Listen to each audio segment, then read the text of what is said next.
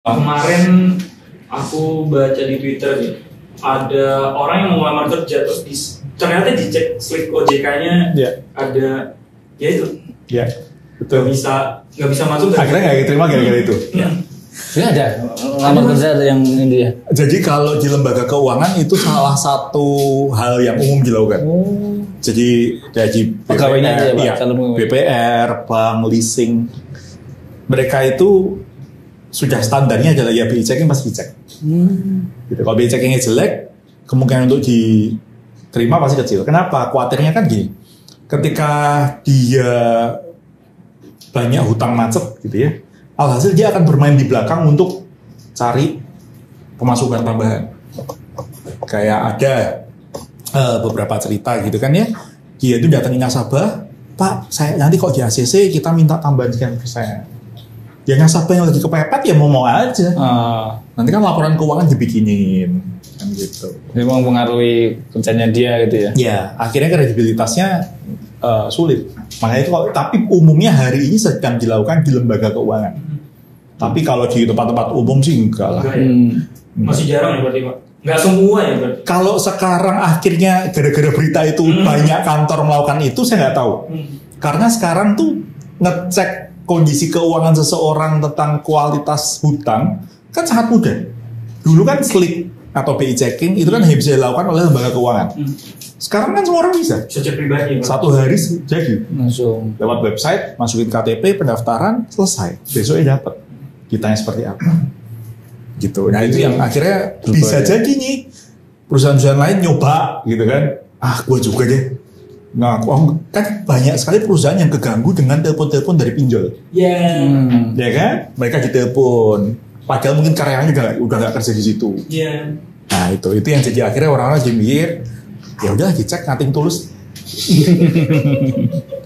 Simple sih ya. Kira-kira gini. Kalau nanti mau dijawab lebih kita perluas, oke nggak apa-apa. Tapi sekilas inflasi kita itu 5,5. Kita dapat return 4%, potong 20% pajak. Jadi 20% Pak? Bunga deposito kan, bunga deposito itu pajaknya 20%. Bukan 10% Pak? Bukan. 20%. 20% gagal tuh. Gitu. Nah, jadi kalau anggaplah kita dapat banknya baik hati, udah 4% buat kamu semua tanpa potong pajak gitu ya. 4%. Sementara inflasi kita 5,5. 5,5. Ya. Itu diambil dari data mana? BPS inflasi bisa. Banyak perusahaan statistik inflasi tahun lalu 5,5. 5,5. Nah, yang semester ini masih di angka segitu. Kita terkendali di pandemi ini, kita inflasi terkendali. Nggak kayak negara lain di Amerika itu kan puluhan persen. Nah, Indonesia terkendali 5,5%. Nah, makanya kan berharapnya kalau bisa kita mau investasi pasti harus di atas ini dong. Di atas 4%, 5%. Di atas 5,5% di atas inflasi. Kalau enggak nilai uang kita kan turun terus. Kita kegerus inflasi terus nilainya uang. Jadi kita tombok. Sebenarnya kalau 4% kita tombok 1,5%. Jadi kalau dibilang apakah bisa seperti itu? Bacanya dari website bank atau dari seorang gini. Kadang-kadang yang nulis itu dari analisnya bank. Jadi dia seakan-akan di-endorse oleh produk bank. Kamu kalau gini nih bisa nih sebenarnya. Gitu. Menurut saya bisa apa enggaknya tetap bisa. Kita bisa hidup bisa. Tapi apa kita cukup? Akhirnya kita kembali ke gaya hidup kita kayak apa? Ya itu kan syaratnya minimal gajinya nggak berubah gitu. Iya. Sebulan tetap 5 juta pengeluarannya gitu. Iya. Tapi sebenarnya gini, kalau 1,2 hitungannya kalau anggaplah kita sampai punya 1,2 M, terus kita berharap bisa pensiun dan mati hidup dengan itu tidak perlu kerja istilahnya gitu ya. Nggak bisa. Nggak bisa. Karena 1,2 M hari ini sama 1,2 M 10 tahun lagi itu beda. Udah beda. Hari ini kita beli 1,2 M di Solo rumah dapat mungkin. Ya. Tapi Surabaya aja sekarang rumah 1,2 M tuh luasnya 40 sampai 50 meter. Tanahnya. 50 meter. Itu 1,2 M. Teman saya baru beli kemarin. Nah kalau di Solo 1,2 M masih dapat tuh. Solo baru. Ya 200 meter gitu. Masih dapat. Gentan dapat. Gentan dapat banget. Wes luas itu. Solo maju dapat masih. Tapi kalau kita Surabaya, Jakarta, jadi nggak bisa digeneralkan bahwa bisa. Tergantung sih hidupnya gimana dan gaya hidupnya kayak apa. Makanya sekarang banyak orang larinya tuh lagi ini untuk mencukupi hidupnya kayak pay later. Dan konsepnya itu kalau orang udah pikir buat investasi, jarang sih hari ini tuh orang berpikir nabung tuh jarang. Generasi sekarang mereka bicaranya investasi bukan tabungan atau deposito. Mereka bicaranya kripto, saham. Gini, kalau saran orang-orang sebelum masuk saham, masuklah reksadana. Iya, yang paling kecil. Ya, resikonya paling kecil di situ. Nah, kayaknya kita cuma ngawasinya kan nggak terlalu diawasi, tetap bisa jalan, tumbuh aja, kan begitu.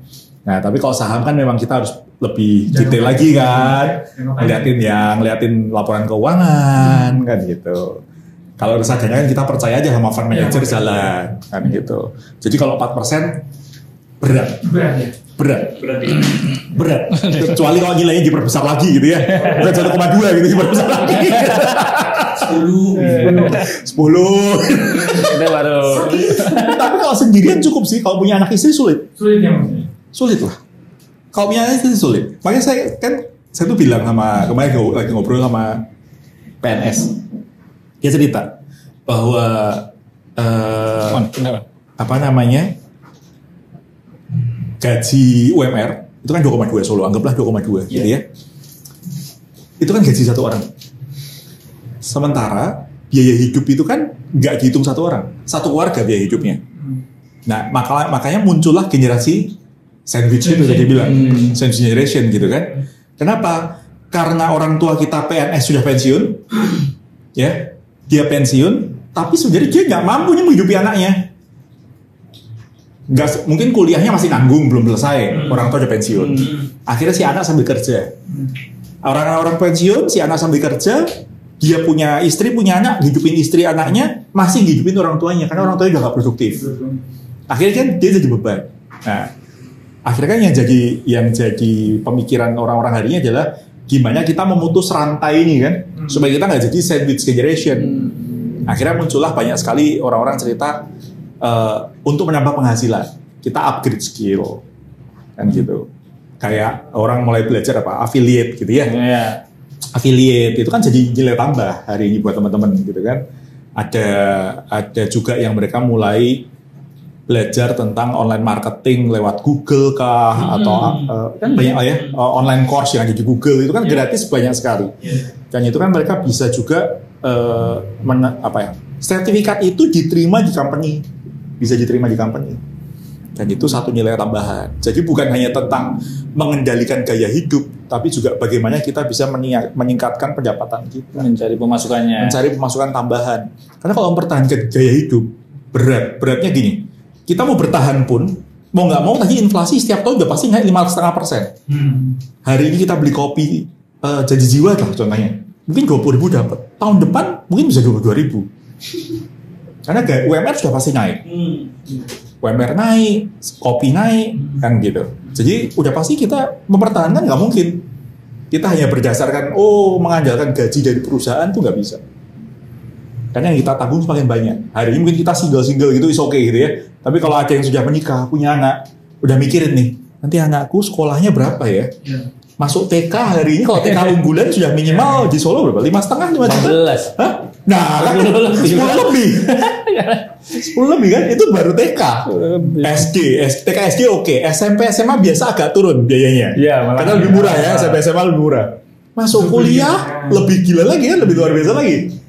Ini kalau nggak siapin tabungan, bahasanya orang bilang tabungan pendidikan buat anak, waduh, susah. Jadi untuk mengantisipasinya gimana? Mengantisipasi apa? Yang kemungkinan seperti itu. Nah, harus bikin budgeting. Jadi kita hari ini saya baru ketemu sama teman di Jakarta. Dia seorang yang punya satu company tentang psikotes buat anak. Gitu kan? Nah, dia itu cerita, saya lagi ngajarin ke anak saya SD kelas 4, kelas 5 untuk bikin anggaran. Dikasih uang setiap hari, uang jajan gitu 10.000, 20.000. Mau buat jajan boleh, mau ditabung silakan. Yang penting dia siapin satu buku kayak buku kita gitu. Ada debit, ada kredit gitu. Dia nulis simpel aja, uang masuk, uang keluar gitu tak. Si anaknya pokoknya suruh nulis. Kalau rutin 1 minggu tulis, dia dapat tambahan bunga ceritanya, dianggapnya bunga gitu. Tujuannya apa? Hanya sekedar membiasakan anak ini untuk mengerti pengelolaan keuangannya. Kamu banyak keluarin duit atau kamu banyak terima uang nih? Nah, yang pertama kan kita kan harus ngerti dulu goalnya kita mau apa toh. Anak kita mau sekolah di contoh Jakarta. Kita hitung aja hari ini biaya Jakarta berapa. Goal kita ke sana, kampusnya apa? Kedokteran kah, teknik kah? Nah, kita mulai bikin anggarannya.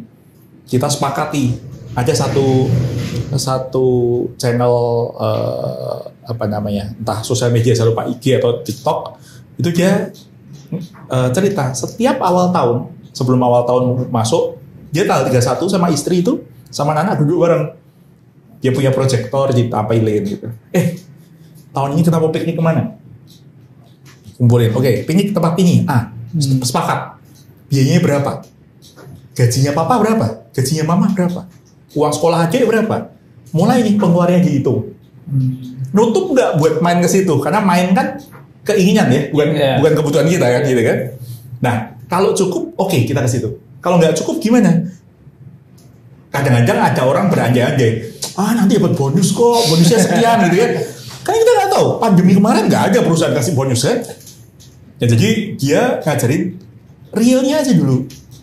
Real setiap gaji bulanan dari papa berapa, mama berapa, adik sekolah berapa, butuhnya uang jajan berapa, ongkos transport, listrik, biaya kebutuhan harian berapa, dihitung semua, muncullah anggaran, dibicarakan. Oke, ternyata kita mau ke Bali nggak cukup. Geser dikit deh, Banyuwangi aja gimana? Mungkin kan gitu. Nah, dari situ kita tahu goalnya, jadi kita bisa bikin anggaran juga. Setelah bikin anggaran, kan kita harus mikir mau ngapain nih. Oke, kalau memang meleset ke Banyuwangi, tapi kan goalnya tetap Bali dong. Kita nggak bisa nurunin ya worst skenario-nya Banyuwangi. Tapi kalau ternyata kita mau tetap Bali ya, kita harus ngelakuin sesuatu nih. Apa nih? Oke, mana yang bisa dihemat? Oke, ada bagian. Papa ini biasanya waktu dia cerita sukanya ngopi. Setiap hari beli kopi. Kopi 20.000 kali 1 bulan 600.000. Oke, dibikin 2 hari sekali deh. Hemat 300.000. Mama biasanya apa? Biasanya jajan Shopee atau jajan di toko online gitu, apapun itu toko online-nya. Nah, coba belanjanya apa? Biasanya hari kita tuh selalu seminggu 2 kali makan keluar. Diubah aja seminggu sekali aja makan keluar. Yang biasanya mungkin 200.000 jadi 100.000. Umpamanya seperti itu. Ketika itu sudah kebikin, tentunya langkahnya akan lebih gampang. Kitanya juga nggak terlalu kemerungsung, kita juga nggak berandai-andai daripada nanti kepingin nggak kecapai. Tapi memang itu dah realnya seperti itu. Tapi worst skenario-nya kita kan perlu manage ekspektasi juga kan. Ekspektasinya Bali sampai ternyata nggak jadi gimana? Oke, worst skenario jadi. Jangan sampai worst skenario-nya Taman jangan sampai kayak gitu kan ya. Drop banget kan. Jangan kayak gitu. Nah, jadi memang ya itu sih. Jadi kalau saya sih berpikirnya bagusnya karena anak-anak kita ini seringkali kita cuma diajarin matematika kan, matematika, bahasa Inggris. Inggris berguna nih, sekarang mulai banyak bahasa Mandarin, mulai belajar lagi buat kedepannya. Tapi tentang pengelolaan keuangan kita nggak pernah ngajarin. Ya kan? Kita cuma ngasih uang jajan 20.000, habis ya udah besok kasih lagi. Karena kita mampu kan gitu kan ya. Tapi kita nggak pernah ngajarin 20.000 ini gimana? Buat apa aja kan gitu. Gimana kalau jajannya dikurangin? Dia pengen game, anak saya baru suka game balapan.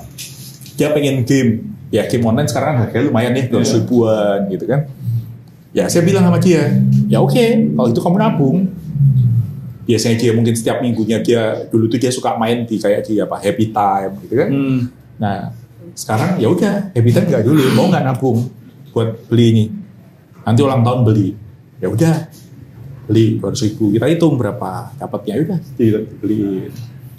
Karena kalau nggak diajarin dari awalnya, dunia ini tuh menuntut kita tuh untuk konsumtif. Kemarin saya dengar kan di teman saya cerita, dia itu enabler. Jadi dia biasanya jualan produknya orang-orang. TikTok di bulan Juli 5,3 T. penjualan itu melalui TikTok. Itu kan gila banget, 1 bulan Pak. 1 bulan Juli Pak. Nah jadi dia bilang, memang kita ini adalah pasar yang baik sekali. Dalam arti untuk orang-orang jualan tuh, Indonesia sangat seksi banget, oke banget gitu. Nah jadi akhirnya, lalu apa yang kita lakukan? Masa kita cuma jadi nggak jadi pemain nih ceritanya. Kita cuma jadi konsumen terus kan capek lama-lama. Nah akhirnya kan kita mulai belajar, kita diajar untuk jangan cuma sekedar ngikutin tren. Anak-anak muda hari ini kan trennya apa sih? YOLO gitu ya. You only live once. Ya. YOLO. Yes. Ada satu lagi yang orang-orang takut apa? FOMO. Itu ya. Fear of missing out gitu ya. Sebentar lagi mau ada iPhone 15. Kita lihat nih antriannya kayak apa gitu kan. Mau dibilang Indonesia krisis? Enggak deh kayaknya. Kenapa? Tuh penjualan bagus banget tuh. Antri lagi kan? Mau Samsung berapa yang mau keluar nih kan? Yang flip lah, mau yang Galaxy apalah, tetep tuh pre-order rame-rame aja. Ya kan? Masalah habis itu dijual lagi kan urusan yang beda gitu. Tapi ada. Daya beli itu ada gitu tuh. Nah itu jadi kadang-kadang tren YOLO, FOMO ini yang membuat anak-anak muda itu jadi wah temanku pakai iPhone. Kita mulai nih datang ke orang tua, mau beliin iPhone dong, kalau nggak nangis-nangis atau nggak mau sekolah kan gitu kan. Seakan-akan kan seperti itu. Ya, jadi kadang-kadang ya itu tren seperti itu tuh kita sama anak-anak kita atau sama Gen Z lah. Kok jadi sama anak-anak ya kita ya kayak tua banget ngomongnya. Gak ada ya, kita sama teman-teman lah ya, sama teman-teman kita gitu kan. Kadang kita ada kafe baru buka, wah rame gitu kan. 3 bulan 4 bulan bubar dah, sepi lagi karena emang orang pada itu. FOMO. Ya. Habis itu pokoknya posting di sosial media udah selesai kan. Yang penting udah posting, gue udah kesana. FOMO. Ya kira-kira mungkin kayak gitu sih. Oke. Udah nih. Udah belum mulai loh dari tadi loh Pak. Gak apa-apa, ngobrol aja. Belum dibuka. Dibuka aja dulu. Udah kebayang aku Pak. Sudah Pak? Udah dari tadi nih. 20 Iya. Wah. Belum dibuka ini berarti.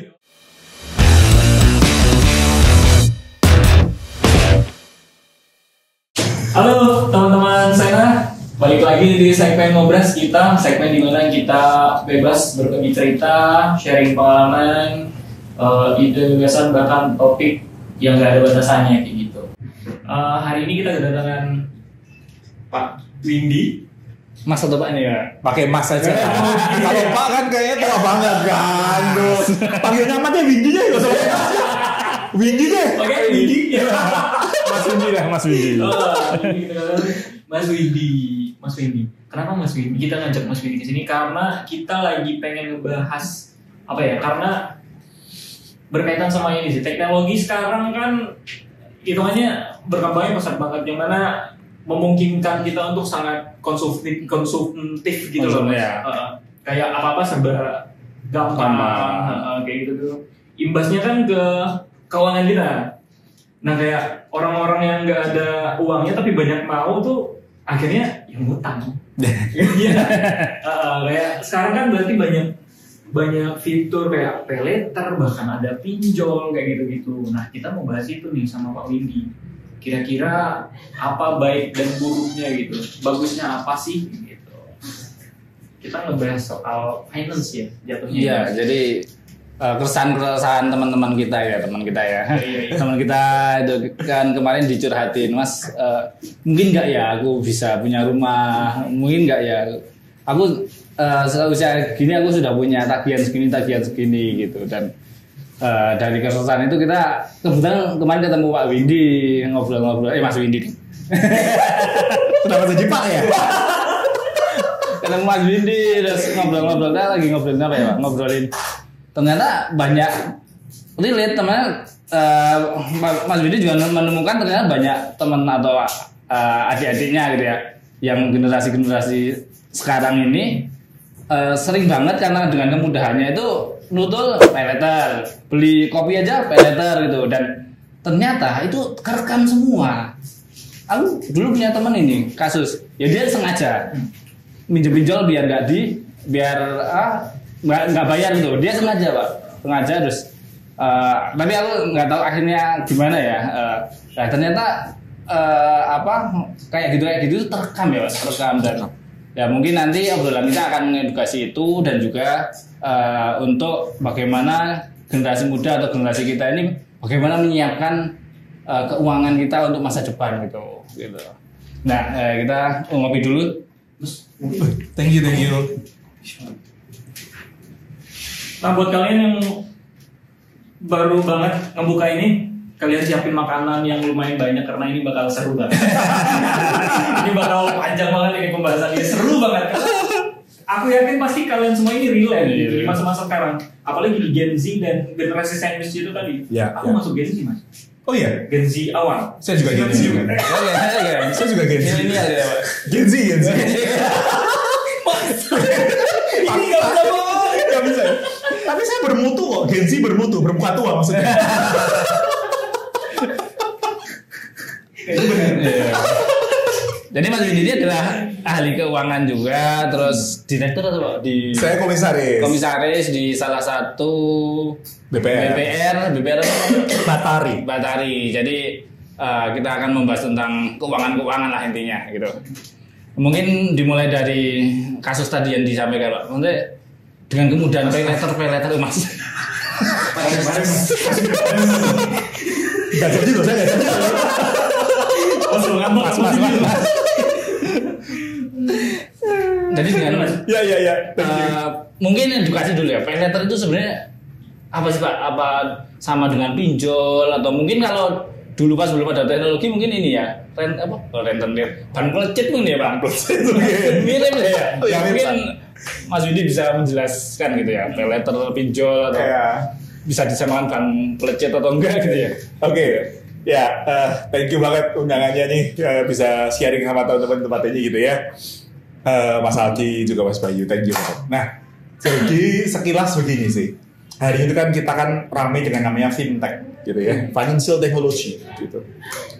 Mulai dari sekian tahun lalu tuh ramai peer-to-peer lending gitu. Sampai hari ini mulai ramainya pay letter. Jadi saya nggak akan melebar kemana-mana. Apakah pay letter sama dengan pinjol? Ya kurang lebih hampir mirip gitu ya. Cuman pay letter ini lebih simple sih, lebih mudah mengaksesnya gitu.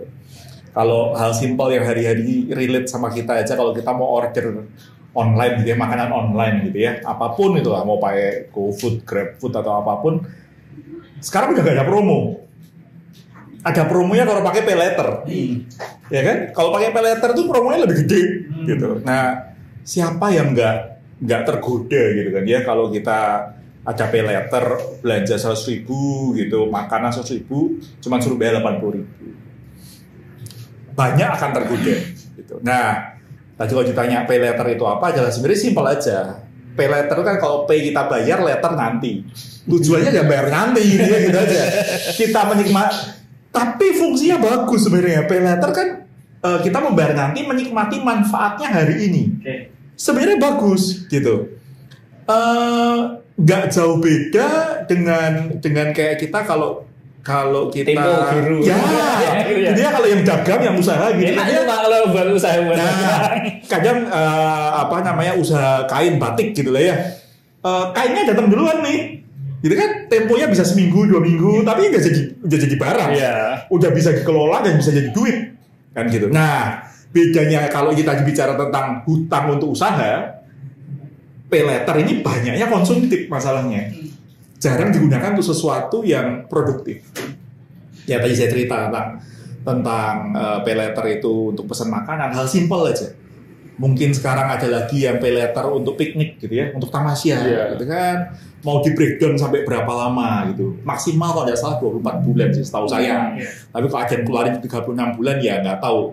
Tahun ini piknik bayarnya 3 tahun lagi gitu kan. Padahal tahun besok udah pengen piknik lagi gitu. Terus kapan selesainya cicilan gitu kan. Nah jadi itu. Jadi kalau pay letter adalah kita menikmati manfaatnya sekarang, cuman bayarnya nanti. Kira-kira mungkin tadi seperti itu sih, pay letter seperti itu. Jadi pay letter itu lebih ke kita membeli ya. Ya. Bedanya mungkin dengan pinjol. Kalau pinjol kita nerimanya uang aja. Uang. Betul. Dan itu bahayanya apa sih Pak? Maksudnya kita kan juga paylater kan biasanya kecil-kecil gitu ya. Oh ini nanti dibayar nanti. Nah, itu positif atau negatif gitu. Misal positifnya tuh kita bisa menghemat atau bisa mengatur uang dulu buat apa. Terus, ya. Itu positifnya. Mungkin bahayanya itu. Oke, kalau ngomong bahaya atau untungnya, tentunya semua hal itu pasti ada positif ada negatifnya. Ketika pihak perusahaan tertentu membuat produk ini pasti ada positif ada negatifnya. Positifnya tadi kita bisa menikmati manfaatnya dulu. Kita mau pergi berlibur sama keluarga, tapi belum ada budget hari ini. Gimana caranya? Ya udah pay later dulu, kan gitu. Kita bisa pergi ke Bali, kita bisa pergi ke luar negeri, bayarnya bisa dicicil. Gitu. Nah, yang menjadi kerugian atau problemnya adalah ketika kita sebenarnya belum mampu untuk pergi ke luar negeri, kita memaksakan ke luar negeri dengan cicilan. Itu yang jadi bahaya.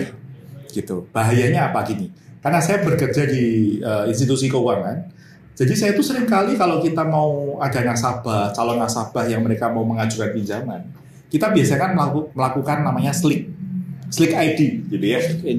Slick itu sistem layanan informasi keuangan yang dimiliki oleh OJK.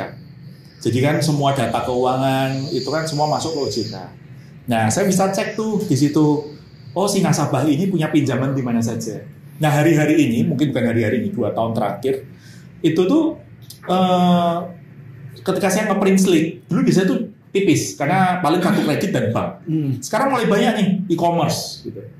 Di situ ada mulai banyak muncul commerce dari Cbank gitu kan. Cbank. Nah, saya tuh bingung awalnya ini apa sih Cbank gitu kan. Bank digital gitu kan. Nah, akhirnya saya tanya nih sama bagian analis saya, ini apa sih? Oh itu Pak, pay later Pak. Nah kok pay later kok segini? Berapa sih Pak? 80.000. Jadi itu pay letternya nggak signifikan gitu, 80.000. Saya lihat tabungannya rekan kita, kalau itu kan saya ada rekeningnya. Duit ada, jutaan, puluhan juta. Mana 80.000 kayak gini sih? Gitu. Nggak kebayar. Ternyata nggak kebayar. Itu tadi bahasa kasarnya adalah kita pesen makanan online, pesen kopi, malamnya udah habis udah keluar di kamar kecil kan, kopi udah hilang, bayarnya bulan depan. Nah itu kan konyol banget gitu. Kita masih lupa, beda sama kalau kita beli sesuatu, beli barang, beli laptop, beli apa, kita masih ngeliat barangnya ada.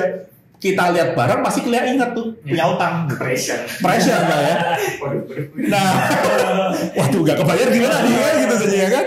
Nah ini sama gitu, bahayanya adalah 80.000 itu yang seharusnya dia bisa bayar, dia bukan nggak niat bayar nasabah ini. Kita kasih tahu, lu tuh punya loh hutang 80.000. Oh mana Pak? Kita tunjukin kan, ini Pak, apa ya itu ya? Saya juga nggak tahu, yang penting dibayar. Akhirnya dibayar sama dia. Bunganya ngeri. Bunganya? Ya, sekarang kita ngomong bunganya. Lama nggak lama ini cerita. Kisaran bunga yang dikenakan oleh pay letter dari informasi yang saya baca berkisar dari 2,7% sampai 4,8%. Satu kali transaksi. Jadi 100.000 gitu ya. Anggaplah kita kena paling rendah 3% gitu lah ya. Berarti kita bulan depan kita bayar 103.000. Ya kan? Itu baru 100.000. Nah, kalau terlambat bayar gimana? 5%. Dendanya.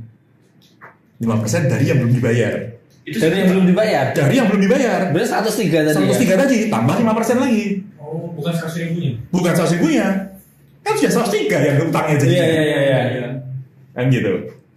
Nah, itu yang jadi kendala akhirnya karena kita nggak sadar, itu numpuk terus. Nah, bedanya kan kalau kita kayak di kartu kredit gitu ya. Kartu kredit kan kita bisa daftar atau debit. Nah, kalau pay letternya ada beberapa institusi yang mereka nggak menyediakan itu. Kita harus bayar, memang harus niat bayar. Gitu. Nah, yang jadi bahaya tadi kerugiannya apa? Kita nggak tahu ini bunga berbunga kan, ngegulung terus. Jadi kayak salju ya. Nah, efek bola saljunya jadi gede banget. Paling besar adalah apa? Ketika kita ngelihat itu, loh ternyata orangnya kok lupa bayar. Nah, secara lupa bayar ini buat kita bicaranya kan karakter. Lalu udah menikmati hasil, udah menikmati manfaatnya kok nggak lu bayar. Antara memang niat nggak bayar, atau dia memang lupa. Tapi yang pasti karakter orang ini dinilai. Bank itu kan sekarang kita bicaranya nggak cuma jaminan. Tapi kita bicarakan juga karakter orangnya gimana sih. Bahkan hari ini bank-bank itu mulai melihat circle-nya siapa. Sosial media itu dilihat. Sampai situ. Oh sampai. Wow. Sekarang sampai segitu. Itu terutama untuk pinjaman-pinjaman besar korporasi, bukan korporasi tapi yang perorangan tapi cukup besar itu. Dilihat circle-nya siapa. Gitu. Kalau circle-nya Mas Aldi, Mas Bayu, wah ACC langsung ya, bisa sukses semuanya gitu kan, ya, ACC gitu. Nah, tapi ada juga yang mereka melihat, wah kok yang itu kok hutang di sana macet, yang di sana hutang di sana macet juga. Ini circle-nya orang-orang macet semua nih. Apa jangan-jangan dia pinjam tempat saya memang mau macet? Nah, kan image-nya jadi begitu. Nah, jadi kembali lagi tentang tadi adalah yang pertama kita pihak bank akan menilai ini karakternya gimana kok karakternya suka ngutang. Banyak tuh, umpamanya si bank banyak sekali.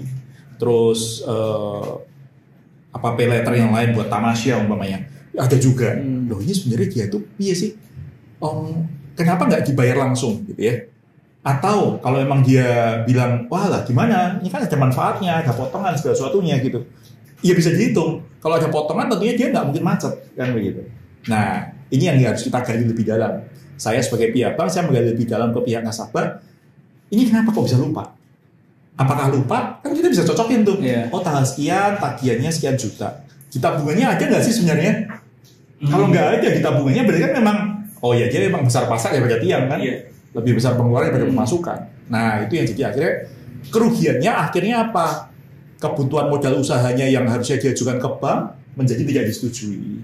Oh, benar. Di-checking gitu ya. Di-checking. Nah akhirnya ketika kemarin lagi rame berita di sosial media atau di berita kanal berita, anak-anak Gen Z, milenial Gen Z, mereka kesulitan ngajuin KPR. Ketika mereka udah maju KPR, mereka ngerasa bisa nih. Ternyata dia lupa ada pay letter untuk bayar. Akhirnya ditolak. Nungguin pay letter dibayar dulu, baru ngajuin lagi dari awal. Padahal kan kadang-kadang peluang rumah itu kan hari nggak diambil, yang lain udah mau ngambil kan gitu. Jadi kan takut hilang peluangnya. Nah itu. Jadi kalau kerugiannya jangka panjangnya kerugiannya adalah tentunya jika dia punya berhubungan dengan pihak bank tentunya akan menjadi terkendali.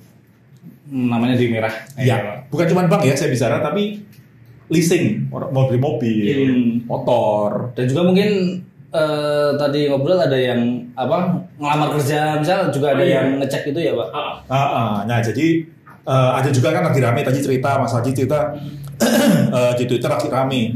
Oh ngelamar kerja kok sampai harus dicek checkingnya atau slicknya gitu. Ya hal itu terjadi kalau kita baca di Twitter itu di lembaga keuangan biasanya gitu. Nah tapi apakah akan merambat ke perusahaan lain? Saya pikir bisa jadi iya gitu ya. Saya nggak tahu nih kalau di tempat Mas Bayu, Mas Haji atau di tempat teman-teman di company ya teman-teman. Pernah nggak sih ada pinjol telepon nagih punya teman atau handphone kita gitu ya? Ada ya kadang-kadang di WhatsApp gitu ya. Tolong sampaikan kepada ini masih ketagihan gitu kan. Saya pernah ngalamin soalnya di kantor saya, si staffnya sudah keluar, sudah resign, tapi teleponnya pinjol terornya masih jalan. Karena kan terdaftar tuh kantor kita sebagai tempat kerja dia. Nah bisa jadi perusahaan-perusahaan untuk menghilangkan itu, untuk mengurangi gangguan itu, mereka melakukan itu checking atau slick. Karena slick hari ini bisa dicek sangat mudah. Kalau dulu hanya lembaga keuangan yang bisa ngecek. Sekarang kita mandiri pun, dapat secara mandiri kita datang ke website gitu ya, namanya idepku.com kalau nggak salah, .ojk. idepku.ojk. Kita bisa tuh melakukan pendaftaran hanya dengan KTP, kemudian kita daftar, selisih 1 hari kita muncul data kita. Gitu. Nah siapa tahu nih ya, kalau mau agak jadi melebar sedikit, jangan-jangan ini para calon mertua ngecek calon menantu. Biar diomongin tadi oh iya ya. Tidak jadi ya Pak, bisa itu ya. Semoga para calon mertua nggak ada di sini. Masalahnya gini Pak, yang udah jadi nih, yang udah nikah, jadi berantem, yang belum nikah nggak jadi nikah. Tapi tetap bisa diselesaikan kan? Maksudnya hutang itu memang beban, tapi bisa diselesaikan kalau niatannya memang menyelesaikan.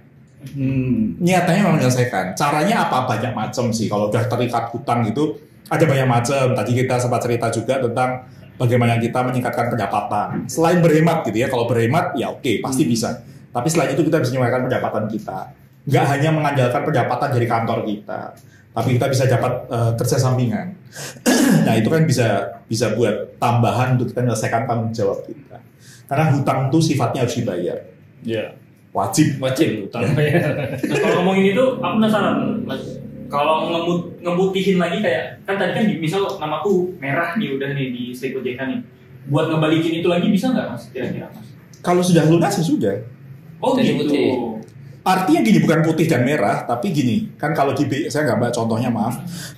Tapi gini, kelihatan tuh contoh di bank, salah satu bank gitu ya. Itu muncul, seingat saya 24 bulan. Jadi kalau kita terlambat hari itu ketahuan. Oh terlambat 1 hari, terlambat 5 hari, 30 hari, 240 hari. Itu kelihatan terlambatnya berapa. Terus kalau udah lunas gimana? 0. Tapi catatannya itu masih bertahan tuh. 24 bulan. Masih muncul terus. Gitu, 24 bulan. Jadi kalau bersihnya kapan? Ya paling tidak 24 bulan. Gitu. Tapi data itu masih tercatat.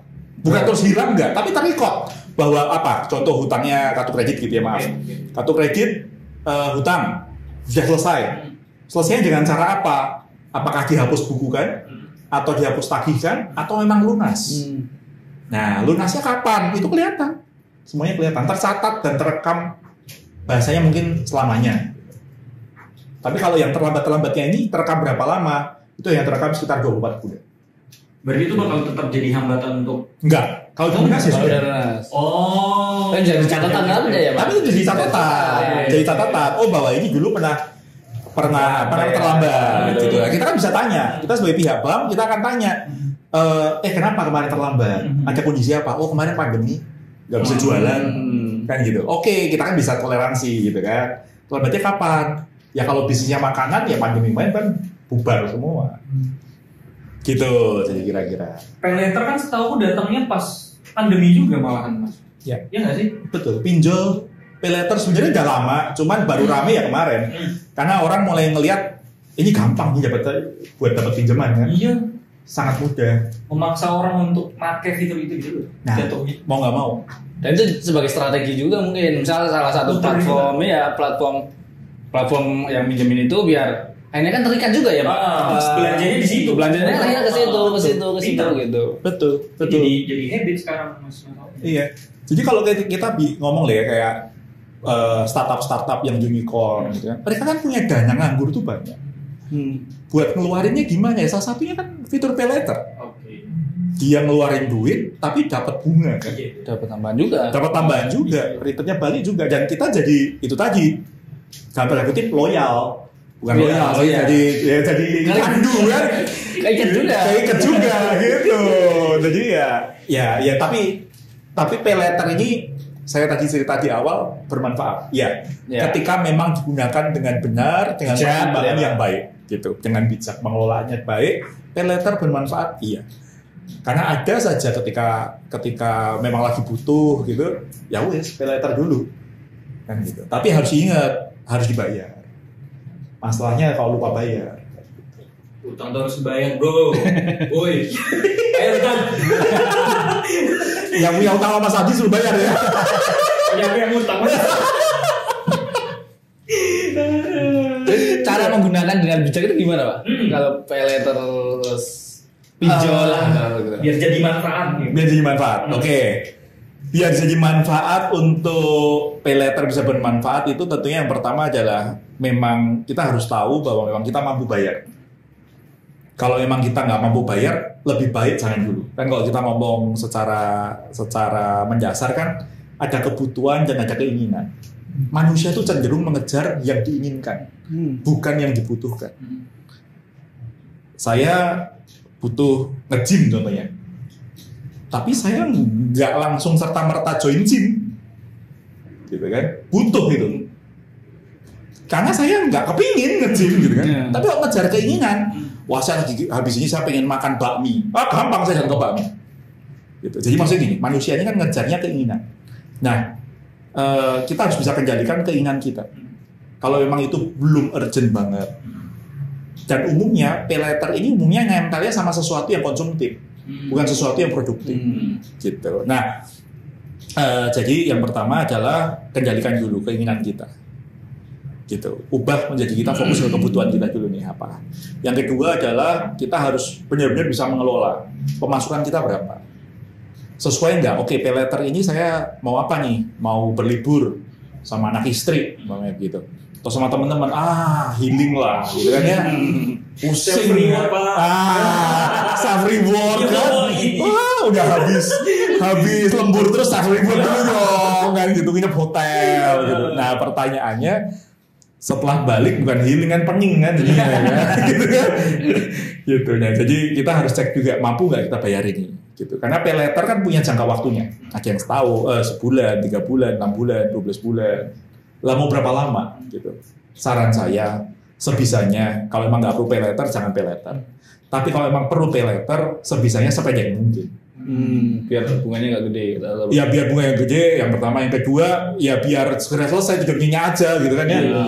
Kalau tiba-tiba jadi reminder terus gitu kan ya nggak enak kan, setiap bulan jadi reminder gitu kan ya. Jadi mungkin itu sih harus dikelola dengan baik keuangan kita. Dan mengelola keuangan yang baik itu berarti ada nggak sih Pak patokan gitu ya? Maksudnya kita dapat gaji 100%, terus buat apa kalau dari segi keuangan itu ada nggak sih Pak? Metode. Ya umumnya kalau kita baca di buku-buku keuangan, manajemen keuangan, umumnya orang tuh bagi 50-30-20. 30-20. Ya. 20. Ngomong 100% ya tadi ya. Ya. 50%-nya itu adalah untuk kebutuhan kita. Memang keharian kita akan seperti apa. Yaitu 50%. Nah, 30% ini adalah untuk sesuatu yang memang kita inginkan. Tadi self reward. Gitu. Nah, 20% kita investasikan. Apapun bentuk investasinya silakan. Gitu. Nah, supaya nggak salah, itu ya, ininya kebalik. Harusnya kita baliknya menurut saya menjadi yang 30%-nya jadi investasi, yang 20%-nya menjadi keinginan kita. Gitu. Supaya apa? Ya kita kan pengen kan pensiun muda kayak Raya kan, foya-foya. Wah, itu. Kalau bisa.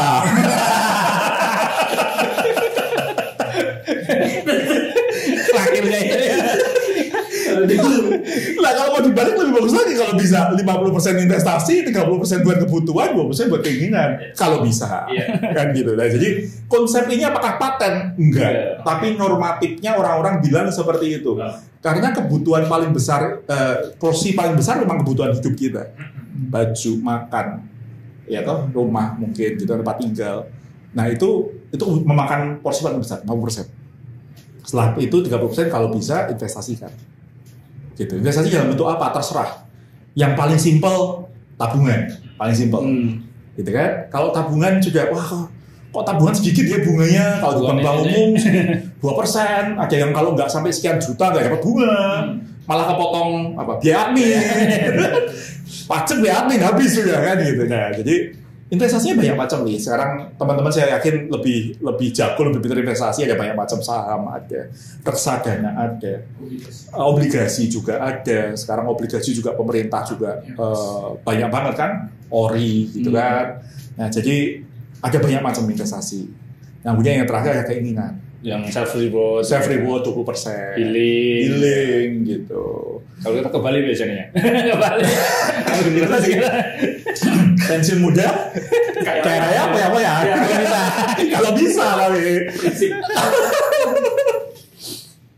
Gitu. Berarti kebutuhan itu kayak misalnya kalau udah berkeluarga ya biaya pendidikan itu masuk kebutuhan berarti ya. Pasti. Dan itu perlu direncanakan juga dong, Pak.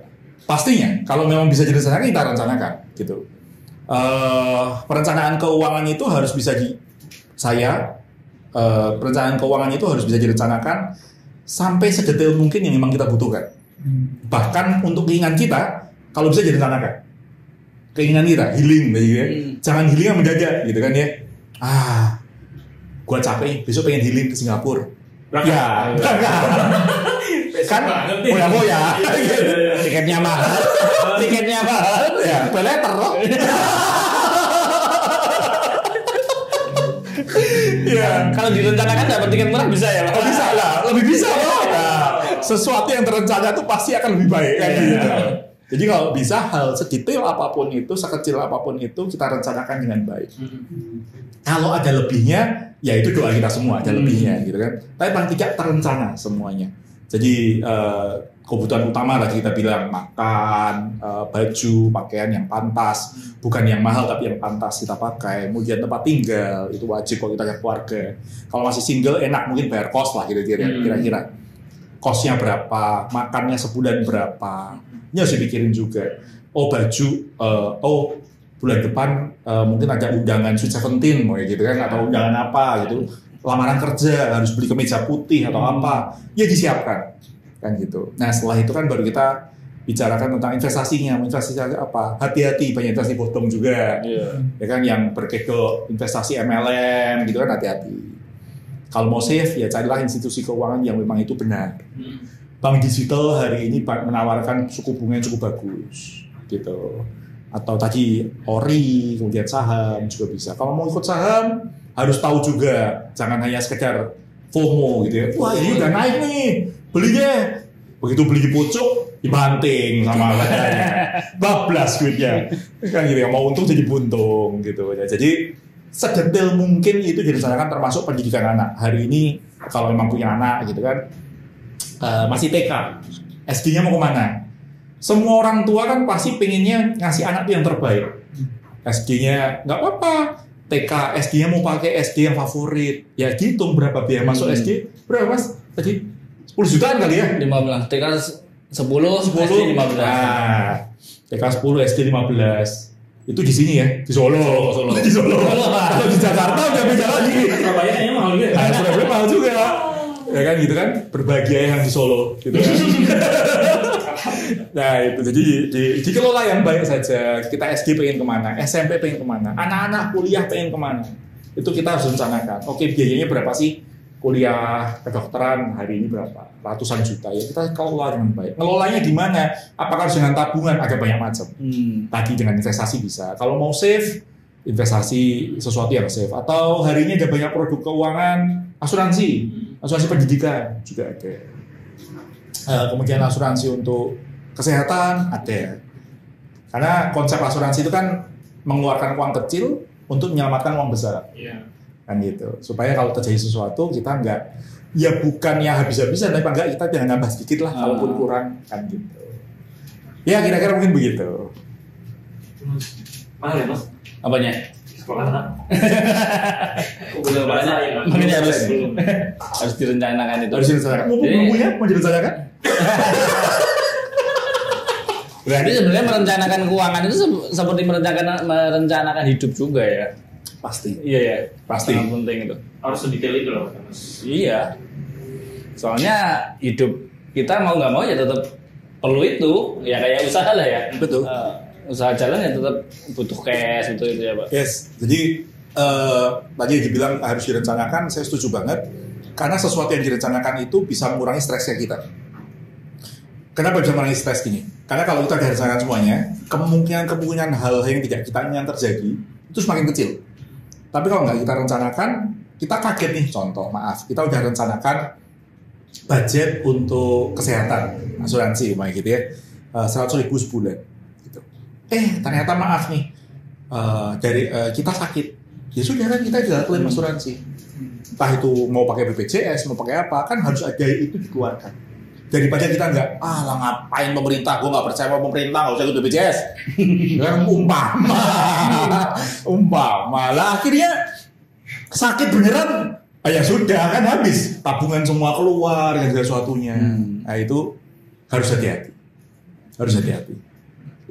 Kalau kita ngajari anak kita misalnya itu biasanya tahu kayak gitu, itu umur berapa Pak? Wah ini umur berapa ya? Tadi manggilnya Pak sih, oke lah, nggak apa aja, kita punya anak. Sekali lagi bang ini keluar. Oke, nggak apa-apa. Saya memang punya anak sih langsung. Anak saya juga, gitu kan.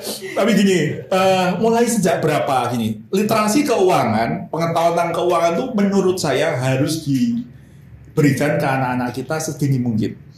Paling tidak sejak dia tahu angka nominal. nilai itu dia harus diajari dari awalnya. Nilai bahwa nilai 1.000 sama 5.000 itu besar 5.000. Ini harus tahu anak-anak. Kan gitu ya. Kalau udah tahu nilainya, boleh kita ajarkan.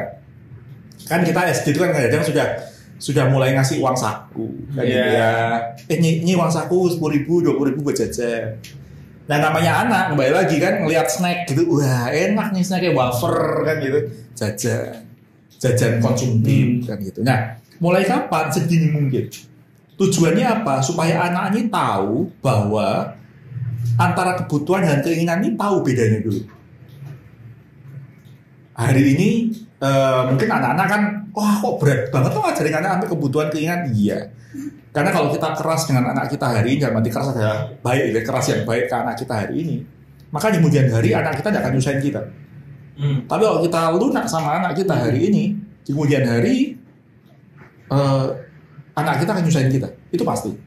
Karena dia tergantung sama kita, kan gitu. Nah, kembali lagi gimana kalau mulai sejak kapan? Menurut saya mungkin SD paling tidak.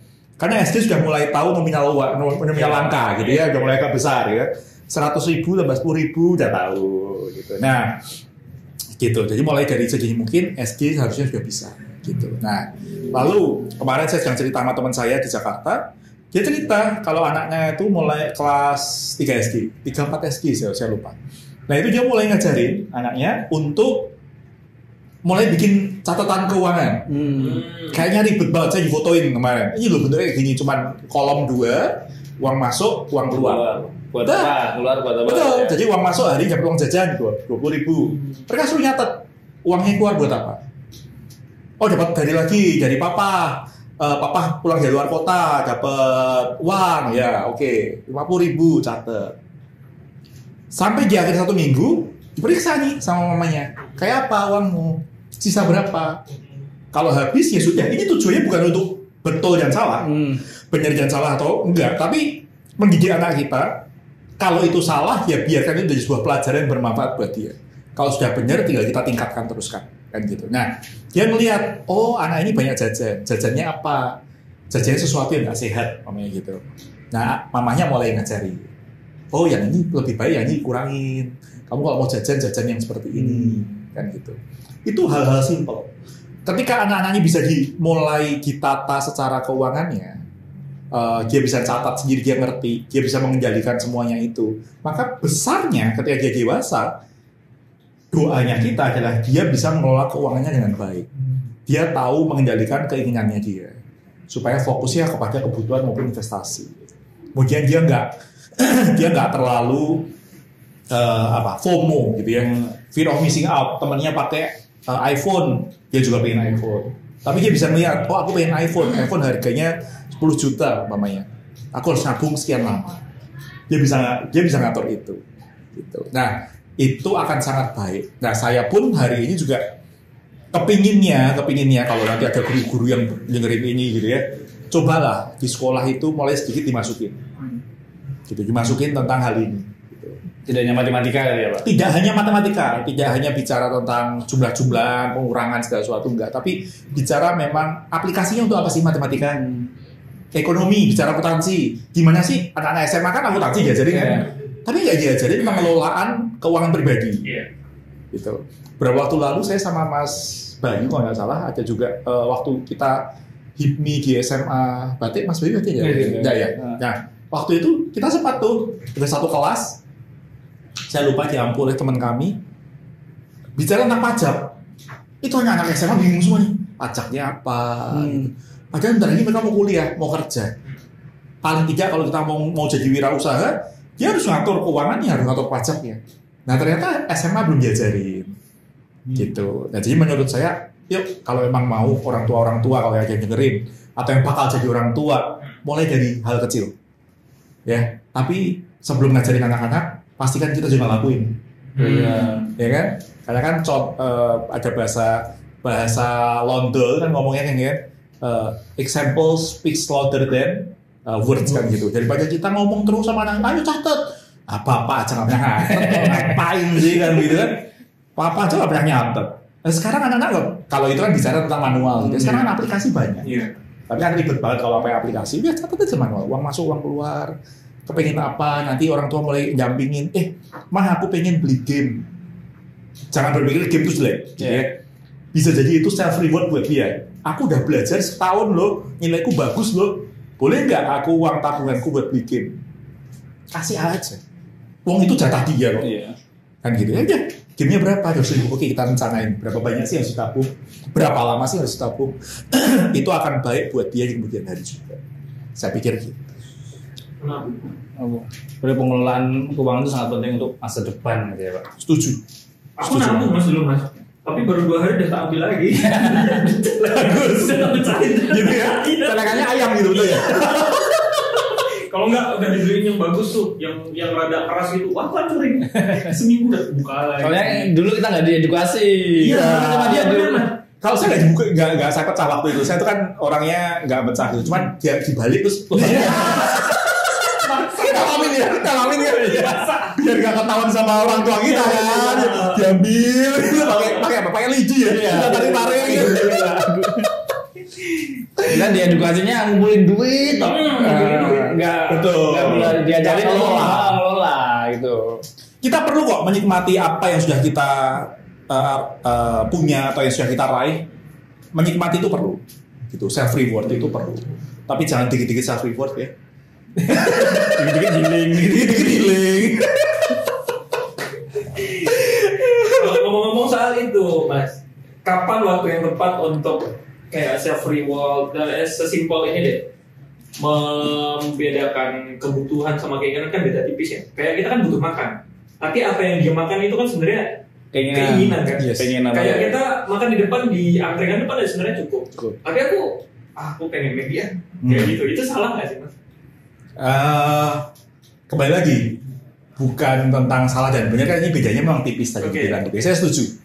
Memang tipis. Kalau kita mau ngomong secara besarnya adalah kebutuhan utama kita makan. Tapi hari ini makannya angkringan atau makannya McDonald bebas. Kalau terkait sama Mas Bayu tadi, kita kembali ke perencanaan keuangan kayak apa? Apakah kita mampu makan di McDonald tiap hari? Ataukah ya kalau ngomong McDonald tiap hari mungkin bosan gitu ya. Hari ini McDonald, besok Burger King, besoknya apa lagi gitu kan, Ricis gitu kan ya. Apakah mampu? Dalam arti mampu secara keuangan kita, gitu kan? Kalau sudah kita bicara mampu, oke. Pertanyaan keduanya, mampu kok uang jajanku banyak dari orang tua aku jutaan gitu. Oke. Yang kedua, apakah perlu? Itu. Kalau memang mampu, oke, banyak. Mungkin sekarang banyak sekali kan mampu gitu. Tapi yang kedua, apakah perlu? Karena kita harus berpikir jangka panjang, bicara keuangan adalah jangka panjang. Kita harus pikir juga bahwa kalau kita mau ngerencanain keuangan, kan kita pengen menikmati loh. Kalau setiap hari kita makannya sesuatu yang nggak sehat lah, yang menikmati siapa? Akhirnya cuma uangnya keluar buat apa? Buat dokter, buat obat-obatan, kan gitu. Tapi kembali lagi pertanyaannya, kebutuhan dengan keinginan memang tipis. Kalau sudah memang tipis sekali seperti tadi, angkringan terus, ya kalau angkringan terus, hari ini jangan ramai Pak, frugal living. Iya. Frugal living gitu kan, hidup hemat banget. Sampai orang mungkin pikirnya itu pelit gitu kan ya. Enggak sih, saya pikir frugal living baik pada kadar tertentu gitu. Kalau memang kita aku pengen punya rumah di usia 30 tahun. Hari ini kita 23 tahun, sisa 7 tahun. Kita hitung aja gaji kita berapa. Gimana supaya bisa sampai 30 tahun saya punya rumah? Rumahnya harga berapa? Kita tentukan harga rumahnya. Kita breakdown semuanya sampai akhirnya sampai ke angka terkecil kita muncul, ya sudah. Yang harus kita tahan apa? Mungkin kita nggak ngopi. Kita nggak hangout sama teman-teman. Kalau hangout mungkin yang lain minum kopi, saya bawa tumbler sendiri mungkin bahasanya. It's okay, yang penting kita sosialisasi gitu kan. Mereka nggak maksa kita buat ngopi kok mungkin kok. Kan gitu. Nah jadi frugal living ada yang bilang wah jangan gitu banget lah. Tapi setiap orang tuh punya goalnya masing-masing. Ada yang pinginnya tadi itu muda kayak raya, hidup foya-foya, mati masuk surga. Gitu kan ya. Siapa tahu kan gitu kan. Tapi ya harus ada batasannya semua. Goalnya harus jelas. Kalau kita belajar kan setting goal itu harus jelas banget. Mau berapa, tahun berapa, seperti apa, rumahnya kayak apa. Kita harus bayangkan, kita harus jelas, angkanya kita hitung. Jadi kembali, perlu apa enggak? Gitu. Perlu nggak kita hari ini kita mungkin beli iPhone bisa. Setiap tahun ganti iPhone bisa, sangat bisa. Tapi pertanyaannya perlu nggak sih ganti iPhone tiap tahun kan gitu. Secara orang bilang nilainya iPhone kan turun kan gitu. Nah jadi kita perlu hati-hati dalam mengelola keuangan kita. Lagi Gitu. Hati-hati. Selalu hati-hati. Sekarang yang kita takut, yang sering ditakuti yang jomblo juga ada biaya nikah. Aku Nggak ngebahas ya. Itu kan sering muncul ya Pak, apa? Ya itu kan sekian terus ada yang apa? Iya hemat aja juga sebenarnya juga bisa. Juga bisa. Sebenarnya kan juga kebutuhan sama keinginan juga ya Pak. Betul. Katanya betul. Mau nikah yang miliaran rupiah ya bisa. Tapi nikah yang cuma di depan penghulu pun juga boleh, kan itu sah juga kan gitu. Tapi kembali lagi kan kalau melebar tentang pernikahan ini kan bicara Dua pasangan, dua keluarga. ya kan? Bukan dua pasangan, sepasang aja.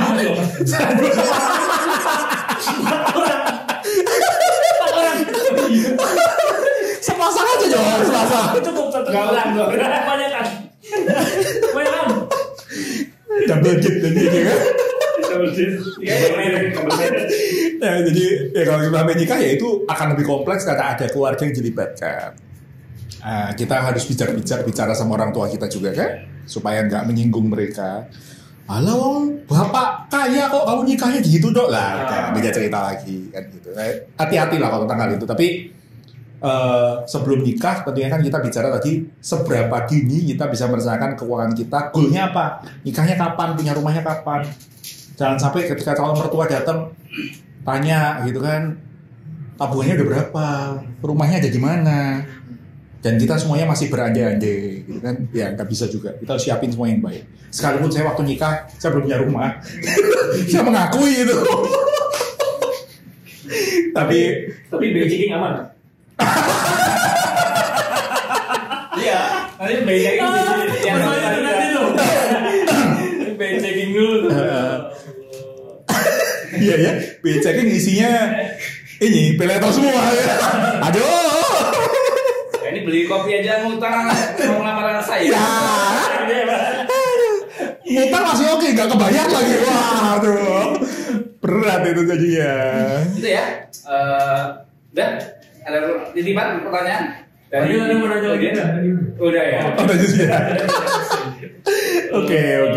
Berarti closing statement mungkin dari Mas Windy buat teman-teman Pesan-pesan. pesan-pesan buat teman-teman di generasi Gen Z dan sandwich ini apa yang harus mereka lakukan gitu.